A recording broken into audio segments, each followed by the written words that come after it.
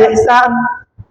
4 নম্বর হলো আখবিরনি আনিস সাআ, হে নবী আপনি আমাকে খবর দেন, আমাকে অবগত করুন কিয়ামত কখন হবে।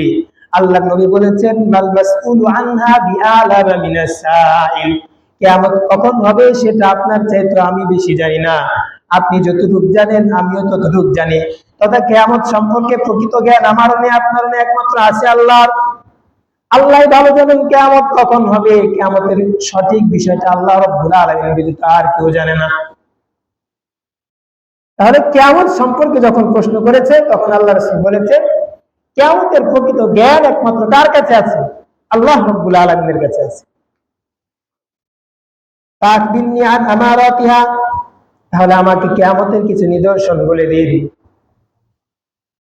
তখন আল্লাহ রাসূল বলেছেন আনতালিদাল আমাতু রাব্বাতাহা ওয়া আনতারাল উরাতাল আলাদারিয়া আশাইয়াতা তাওয়ালুনা ফিল বুনিয়ান।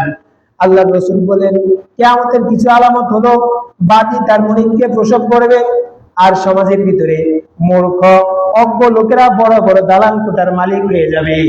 এরকম অবস্থা যখন হবে তখন মনে করবে কিয়ামত অনেক নিকটে চলে এসেছে। অজ্ঞ মূর্খ লোকেরা সমাজ পরিচালনা করবে, রাষ্ট্র পরিচালনা করবে। ওই সময় যখন আসবে মনে করবে যে কিয়ামত অনেক সন্নিকটে চলে এসেছে। এরপর আল্লাহ রাসূল একটি আয়াত পাঠ করেছেন